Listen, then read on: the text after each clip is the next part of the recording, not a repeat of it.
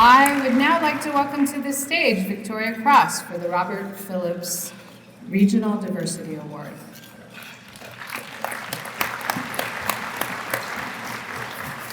Thank you, Wendy. Hello. I'm Victoria Cross with Multnomah County, and I work chair for this conference.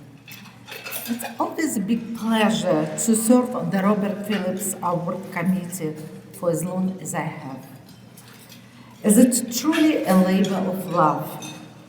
We get to learn about the incredible and inspiring work that our colleagues are doing within their organizations and also in the community. It's a joy to recognize this work. Each year, the Northwest Public Employees Diversity Conference solicits nominations from our sponsoring jurisdictions to honor an employee, a work group, a team, or a department that has demonstrated a sustained commitment to diversity that goes beyond the day-to-day job requirements. This award is named after the conference's founder, Robert Phillips. The award embraces the spirit by which Mr. Phillips poured out so much for the cause of creating a more inclusive, more diverse, and more equitable workplace and region. To all those who wrote a nomination this year, we thank you for recognizing the contribution of your colleagues. And to all nominees, we thank you for your contributions and outstanding work you have to accomplish this year. We would like to honor you and now by reading your names. Please hold this applause until the end. Clark County's Public Health Emergency Preparedness and Response Team. Highland Edelman with Washington County. Prosper Portland's Portland Means Progress. Kimberly Rapp with Washington County. Prosper Portland's The Inspiring Diversity Grant. Kitty Kong with Washington County. Washington County's IT Services Department. Please join me to celebrate and thank you.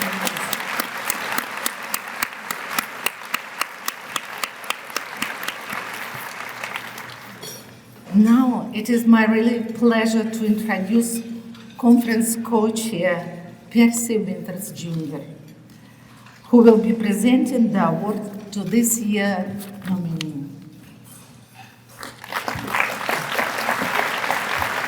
Thank you, Victoria. Let's give Victoria and the nominees another round of applause, if we could, please.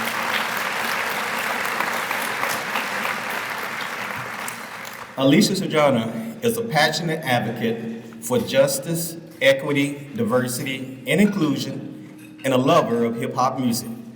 With extensive experience as a consultant for public and private organizations, Alicia has successfully designed and implemented strategies for organizational change and leadership development focused on promoting diversity, equity, and inclusion. They have also guided cross-cultural communication and cultural emotional intelligence development as the City of Vancouver's first Director of Diversity, Equity, and Inclusion.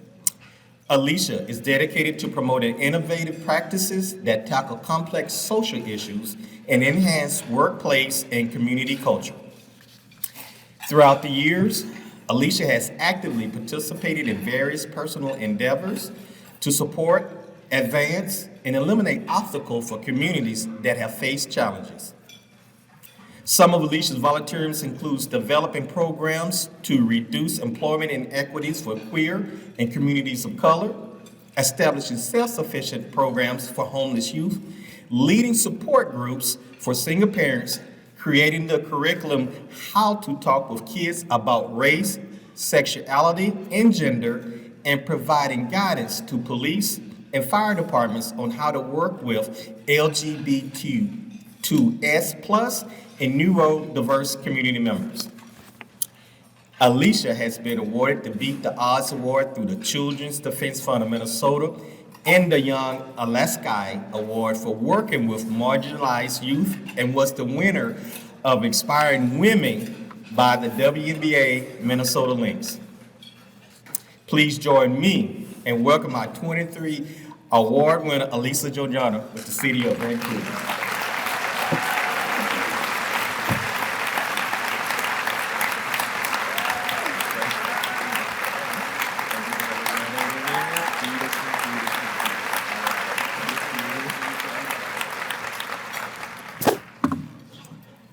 So, wow, thank you so much. I am so humbled and honored to be receiving this award.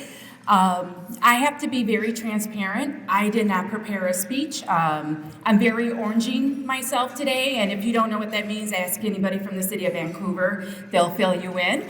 But I want to thank a few folks first. First, I just want to thank my family. My mother, who had given me the heart and the passion to see injustice and not just see it, but to actually do something about it. And then my partner, who often will hold me accountable, as well as making sure I navigate self-care in this work. And my 2 Gen Z adult children, who I love them and hate them at the same time because they're teaching me so much within this journey, and I really appreciate that. I also just want to thank my ride or dies, Nicole and Diana. They collectively, we work together in the city of Vancouver to really help shift and change the culture, not just within our organization, but within the city for each and every community member. And I cannot do this work without them. So thank you, Diana and Nikki. And then I just want to thank the overall city of Vancouver and my coworkers overall, the passion that they have within this. Once again, I can't do this on my own. So thank you for staff at the City of Vancouver for always showing up and always allowing me to be my random self within this work. Thank you to the selection committee as well. As I came in and as I was looking around, what came to me was a story that a now ancestor told me years and years ago. So if you humor me, I'm going to tell you the story that he told me.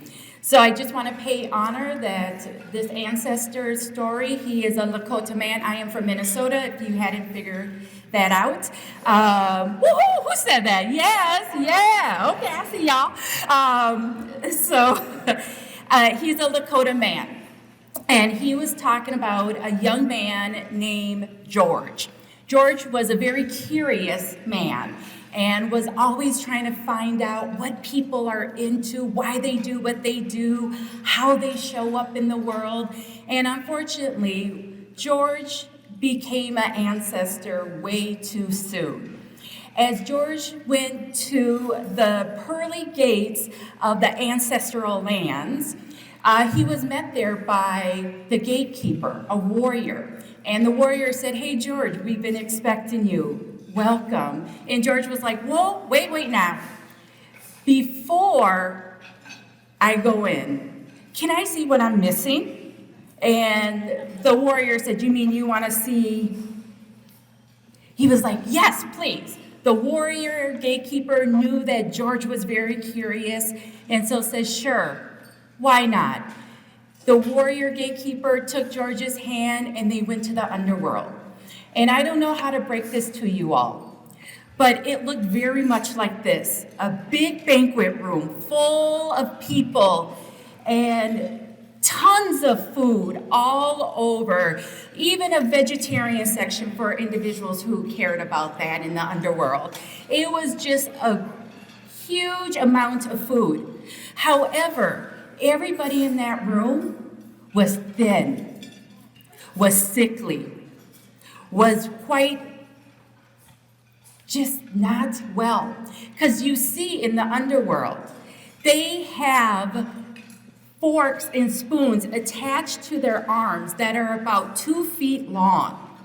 And the best they could do was to gather their food and try to get any scraps that they can.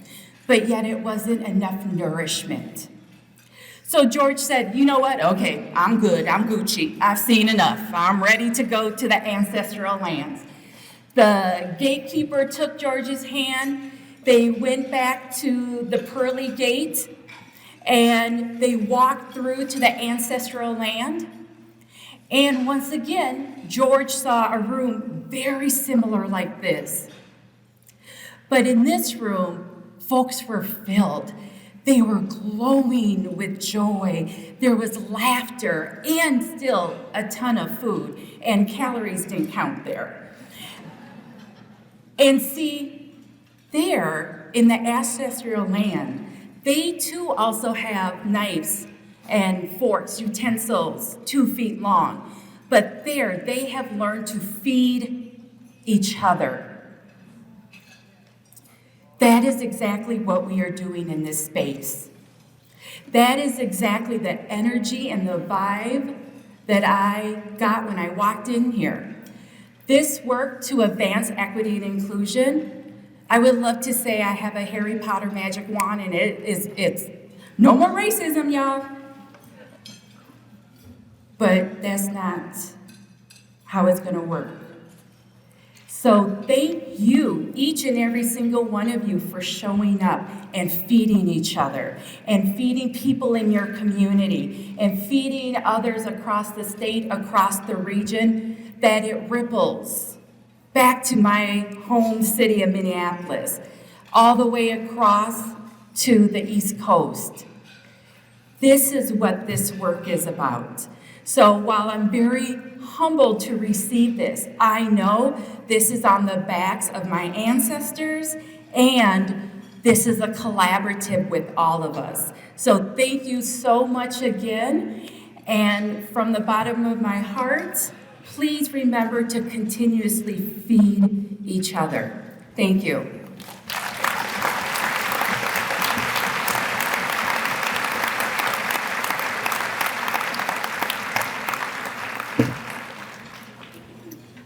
Thank you so much for that story. Let's have another round of applause for Alicia.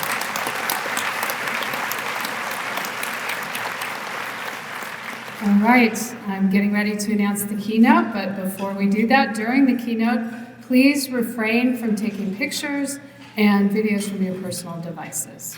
Thank you. It is now my great pleasure to introduce our keynote speaker, Lou Raja. A true social entrepreneur, Lou Raja continues to work tirelessly to help individuals and teams thrive at the intersection of success and significance. A recognized and award-winning motivational speaker and founder of Lou Raja Enterprises, Mr. Raja's training on leadership, personal growth, diversity, and service inspire and equip audiences around the world to be more and give more. As founder and executive director of EduCongo, a US-based nonprofit organization, Lou's energy is also devoted to generating awareness and support to provide quality education for over 2,000 underprivileged children in the Congo. Lou is a member and past president of the Portland Pearl Rotary Club and serves on various nonprofit boards in the community. Lou and his wife Stacy are proud parents of 2 boys, Yenga and Senda. Please join me in welcoming Mr. Lou Raja.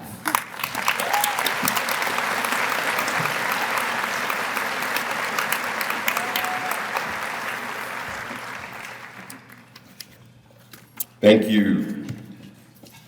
Thank you, Wendy, for the kind and lengthy introduction.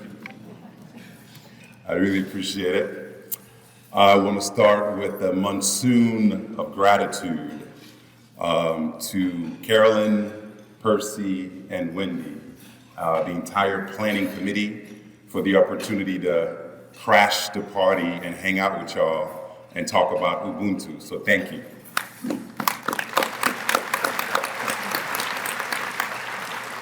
Alicia, congratulations, and thank you for the wonderful story. And it speaks to actually what I'm going to talk about, so I'm grateful for what you shared. That's a nice setup there. I appreciate it. Congratulations again.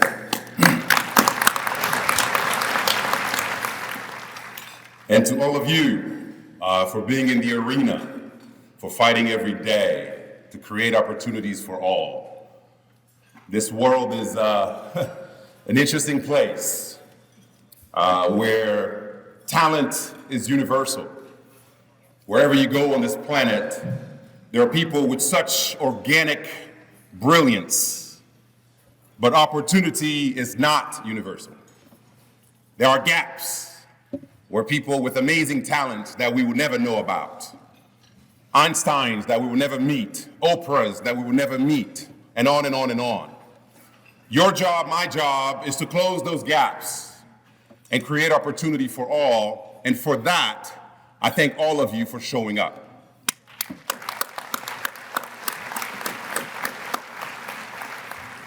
"30 years, wow, 30 years. I want to set the stage before I talk about Ubuntu. I can't believe these folks give me a chance to talk about my favorite subject in the world, Ubuntu. I get to do this. This is a privilege. We live in a time where it's fashionable to be divisive. There are places in this country where this conference may even be illegal. The work that we're doing is under attack. Our past is a little complicated. Our present is challenging. The pandemic that we're coming off of has exposed a lot of inequities. We all learned what it means to be essential. It exposed challenges. And when we responded to it, we saw folks that dealt with the digital divide, with poverty at home, and challenges that now were more public for all of us to not only appreciate, but do something about.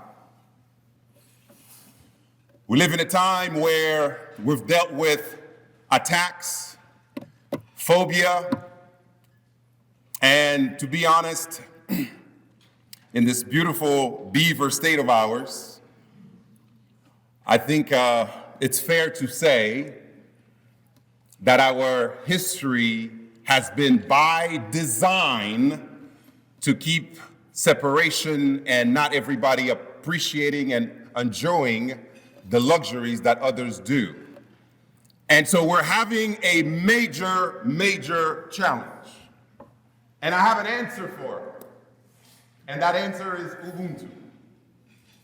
Can I hear you say Ubuntu? No, hold up. You gotta say it with soul. It has to come from your gut. Ubuntu. I appreciate that, thank you. Thank you for indulging me. Ubuntu is a Zulu word from South Africa that speaks to the essence of being human. What a lost art, being human.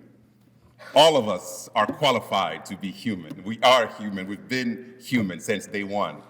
And yet we've forgotten the fundamentals of what it truly means to live out our humanity and see it and celebrate it in others.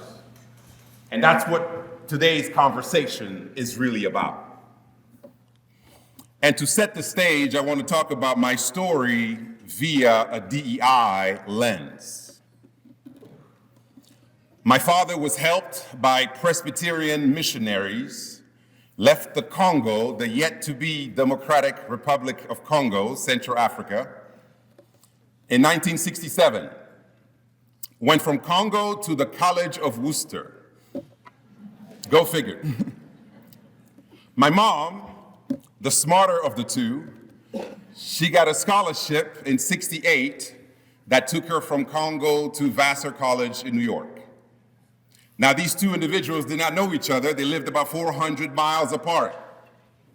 And they had to come all the way to America to know each other, right? So I guess America has been our own Match.com, eHarmony, or Bumble. My mom came with a group of Congolese people that included one of my dad's cousins.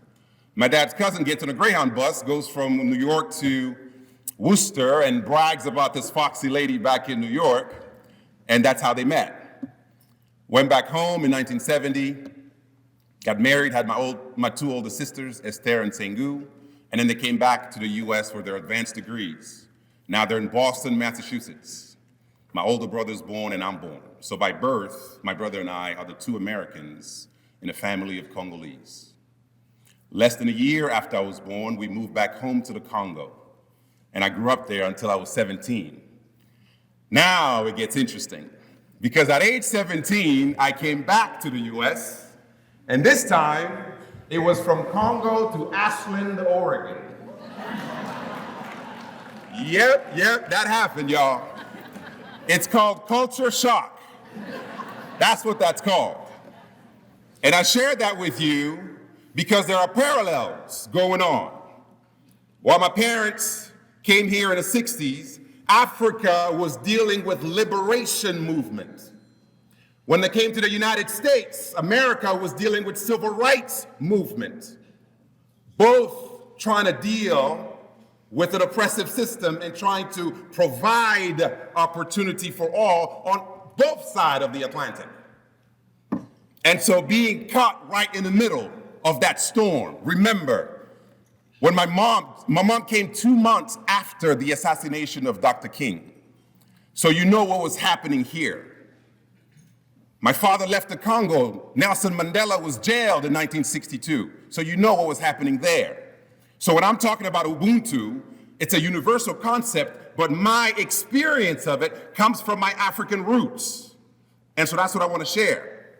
In Ashland, here was my experience. I became black for the first time at age 17. In the Congo, I was just Lou. I blended. I can eat my mangoes and hang out. 2 airplane rides later, I'm in Ashland. And all of a sudden, I'm black for the first time. And everything that comes with it. And so to me, that was a crash course or an introduction to the reality that all of us in this room are fighting for. And the reason I had to go back to Ubuntu, because it was the only tool in my tool bag that I could actually use to navigate such a difficult time. The concept of Ubuntu is nothing more than our common humanity. Desmond Tutu, Nelson Mandela, they've all talked about this. And here's how they put it. My humanity is bound up in yours, for we can only be humans together. I am because we are. It speaks to the unbreakable umbilical cord that ties all of us as human beings. Therefore, no one wins or loses in isolation. For me to win, you have to win. For you to win, they have to win, and on and on and on. The idea is interdependence. The idea is I am invested in your success because if you don't succeed, I don't.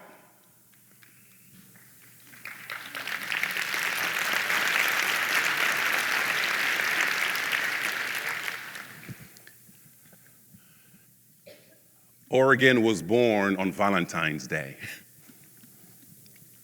1859. We are 164 years old. In 36 years, we're going to celebrate 200. What would that day look like? Let's paint that picture right now. 36 years from now, some of us will be alive, some of us won't. What kind of Oregon? Celebrating 200 years. What kind of fruit would they harvest from the work that we're doing right now? How would we rewrite history? Here's what they say. When you are born, you look like your parents. When you die, you look like your decisions. So guess what, y'all? However complicated our history is in Oregon, Oregon is our inheritance. Therefore, we become complicit to the history of Oregon. What would it say 36 years from now about the work that we're doing today?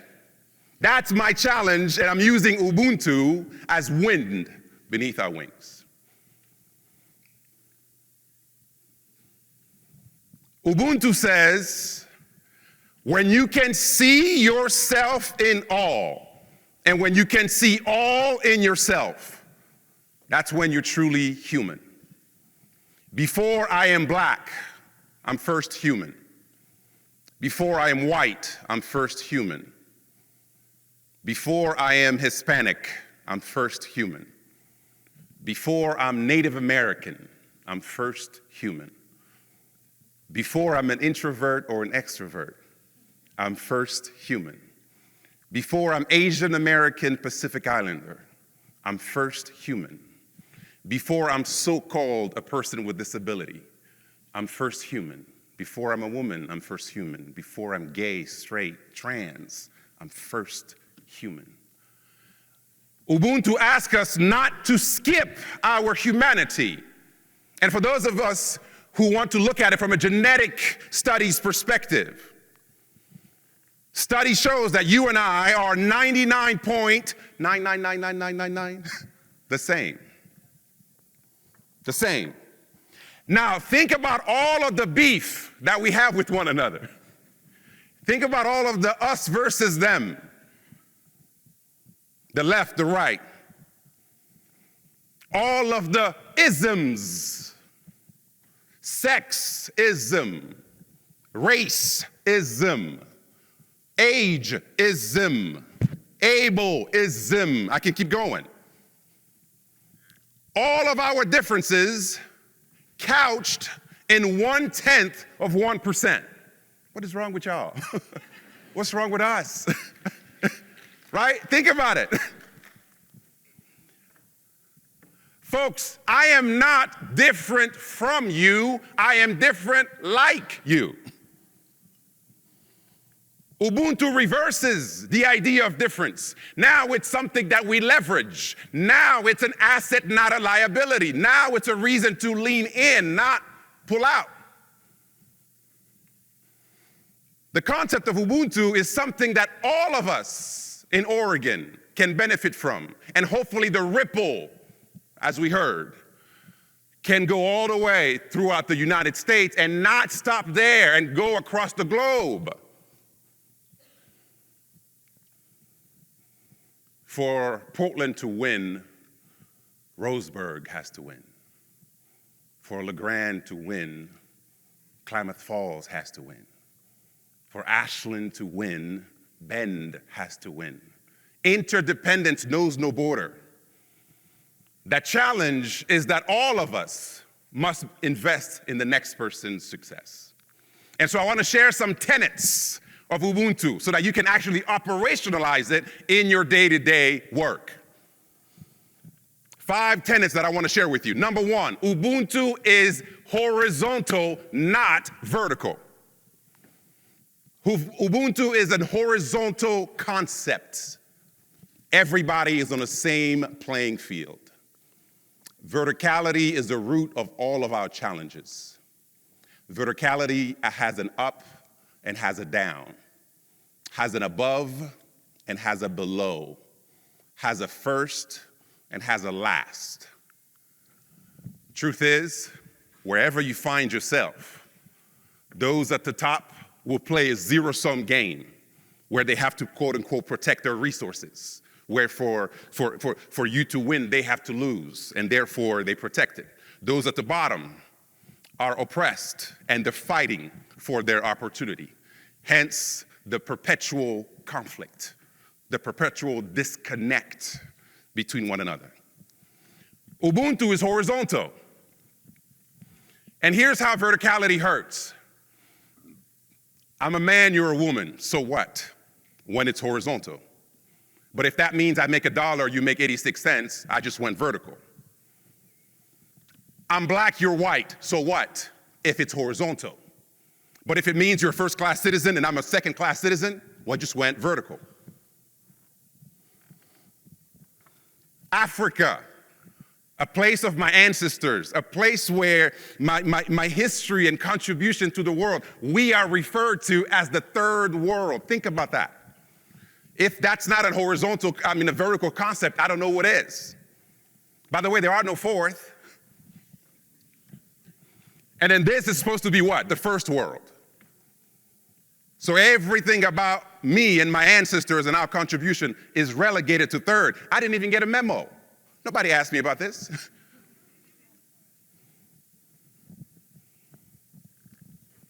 That's a vertical concept. I'm 6'4". I did not realize how intimidating that was. So talking to my kids, I didn't realize how they were looking up, going, oh my goodness. My wife, thank God, she said, hey, come down at the level and see what happens. And I just did this and had a conversation with them. Wow. It was night and day. Their confidence, their engagement, they're relaxed, they're connecting. I just went from being vertical to being horizontal. It's a simple concept. You can keep your org chart. I'm not after them. I'm talking about human worth. I'm talking about our value. There's no above and there's no below when it comes to our common humanity. That's the first concept of how you operationalize Ubuntu. I went to an Ivy League school and you went to a community college. So what? I have a two-car garage home and you live, so what? Differences are great when you look at them horizontally. Second concept when it comes to Ubuntu. Let's move from tolerance to celebration. I don't know about y'all. I don't want to be tolerated. I hear these words all the time. I mean, can you get more vertical than that? I mean, think about it. Who am I to tolerate you? What does that say about me? That's a vertical concept. In fact, I need a pat on the back for tolerating such nuisance that is you. Now think about it. And in my trainings and seminars, I'm talking to people. I'm like, raise your hand if you love being tolerated. Right? And yet, we're teaching tolerance. What is that? We don't want to be tolerated.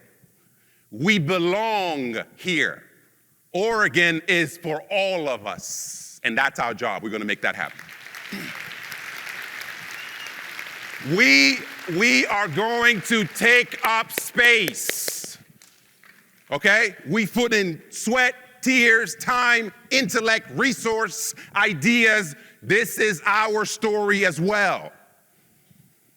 So we don't want to be tolerated. Ubuntu does not tolerate. Ubuntu celebrates. Huge difference between the two. Next. Ubuntu is curious, not judgmental. Replace judgment with curiosity. I have all the data when it comes to my life, but I have very limited data when it comes to yours. So the best I can do in engaging with you is to be curious. Curiosity is an inquiry-based approach to leadership, to relationship. Judgment is an indictment. Judgment ends the conversation. Curiosity keeps the conversation going. I'd rather be curious about you, and I hope you're curious about me. Human beings, we're quite interesting when it comes to our own bias, when it comes to our prejudice. Curiosity keeps the conversation going. We judge others by their actions, but we judge ourselves by our intentions. You see how we get away with stuff? This is how we get away with stuff. Someone cuts you off on a freeway. You might use one of your fingers to remind them that they're number one. That might happen. That might happen. And yet, when we do it, we have a whole list of excuses. We're late, grandma's in the hospital, I wasn't paying attention, I'm stressed out. We got a lot of data when it comes to us. And we have limited data when it comes to others, and we're quick to showcase our judgment, our bias, our prejudice, and as a result, we're not connected as human beings. So the concept of Ubuntu requires us to replace judgment with curiosity. Be curious. Next principle of Ubuntu: power dynamic and privilege. Ubuntu makes it irrelevant. Let me talk to y'all for a minute. Privilege is nothing more than an unearned advantage. That's it. Meaning something that we benefit from that we had nothing to do with. I told you I was born in Boston, which gave me an American passport. That American passport has opened every doors for me across the world, while my own siblings had to wait 16 years just to get a visa. Am I special? No.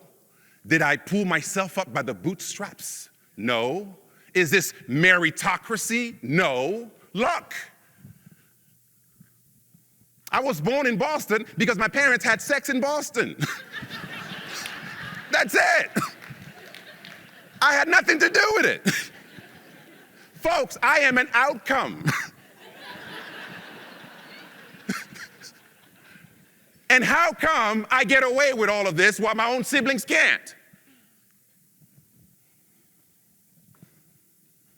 Privilege is not something for you and I to fight about.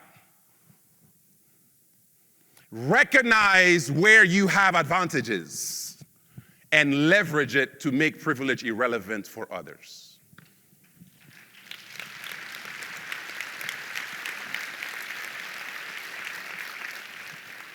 That's how you build a bridge from privilege to equity. That's how you truly become an ally. We inherited an imperfect Oregon. It's not your fault, it's not my fault, but it's our inheritance. So what are we going to do about it? We inherited an Oregon that favors some at the expense of others. You didn't create it, I didn't create it, but here we are. What are we going to do about it? My father's old school.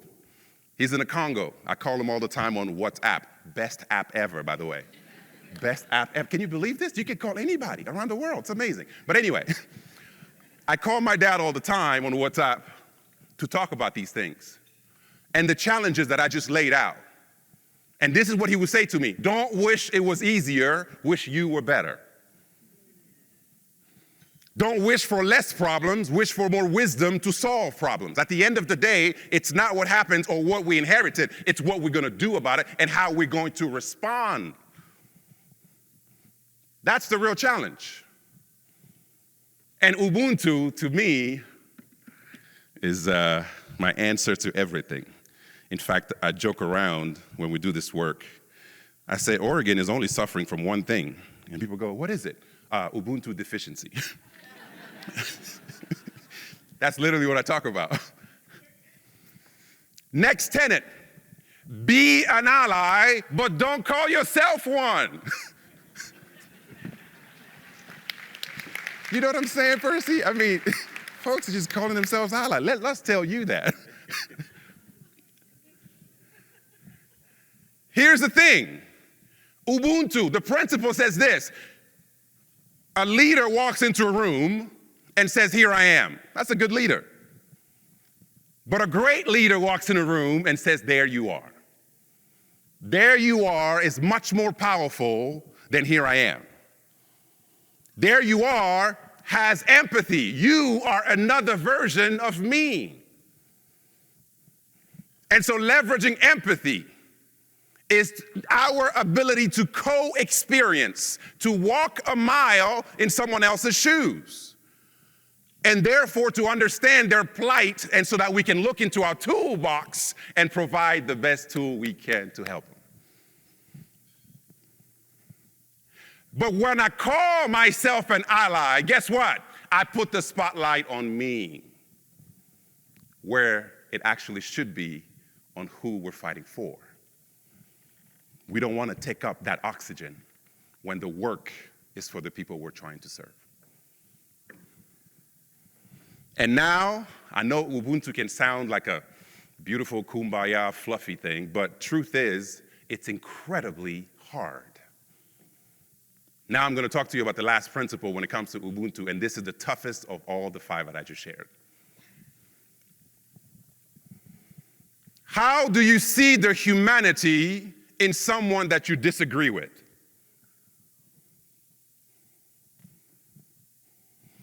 How do you see the humanity in someone that voted a different way than you did? How do you remain human when someone has values that are contrary to your very existence? How do you see the humanity in the person that to you is the worst version? Now that is the challenge. See, it's easy for us to be here because we're all believing the same thing, we're drinking the Kool-Aid, we're all good. This is the easy part. This is the easy part. Out there, behind those doors, where people violently disagree with you, how would you still see their humanity? How would you recognize yourself in them, even when they disagree with you? That's the real challenge. Dr. King gave us a blueprint. J. Edgar Hoover, FBI director.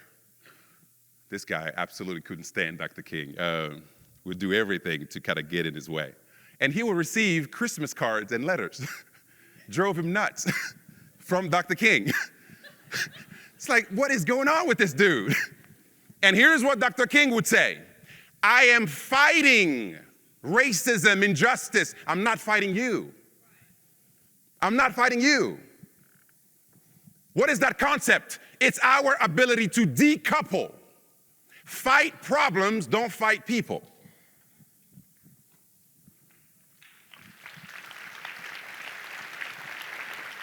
Fight problems. Fight challenges, not people. Here's what's going on. All of the isms that I shared, they're like viruses. A virus needs a host, needs a body, needs you, needs me. The same way we catch a cold. A virus is looking for a place to stay, and you and I are susceptible to it. Something that may have happened when you were in high school, where you grew up, who came for Thanksgiving dinner, what happened when you were 3, when you traveled across the world, whatever. There are all these experiences that exposed you to things. It's conditioning. So you and I are susceptible to all sorts of challenges. So, when we take antibiotics, is it to kill the patient or the virus? Right? We're trying to kill the virus, not the patient. So the idea of Ubuntu is, how do we decouple so that we can have the opportunity to actually fight the real issue, not the individual who just happens to be the host. And you and I, we don't have to be prisoners of the moment. Life is long. If I discounted Malcolm X in the streets of Boston when he was quote unquote a pimp, I will miss out on everything that he did for us later in his life. So who knows our trajectory? Who knows? Every person that we study, from the Gandhis of the world to the JFKs, you can see the ups and downs. Just like one day we're sick, the next day we're fine. So this challenge, this lifelong journey that all of us are in, it's full of drama, ups and downs. And so the challenge for you and I is to always fight the problem, not the people. Because when you bundle the two, even a bullet can be an answer. And that's where we all lose. All of us lose. Because as I said earlier, no one wins and loses in isolation. So Ubuntu is a challenge for us to see ourselves in all and to see all in ourselves. So as you go back, as you think about what your day-to-day is at work, in your community, in your nonprofit, on boards, operationalize Ubuntu. So I'm going to give you a promotion right now. You're welcome. I'm Oprah right now. You get a car, you get a car, you get a car. Here's what's going on. Here's a promotion for everyone. In your respective organization, in your respective company, in your respective agency, you are now the Chief Belonging Officer. That's your new title. How do you operationalize belonging, also known as Ubuntu, in your workplace? That title means it's one thing to have access to wherever you work, it's another to feel like you belong. Diversity is about counting heads. Belonging is about making sure every head counts. And that's what Ubuntu is really about. So, my call to action to y'all would be this. This is an African call to action, so please repeat after me.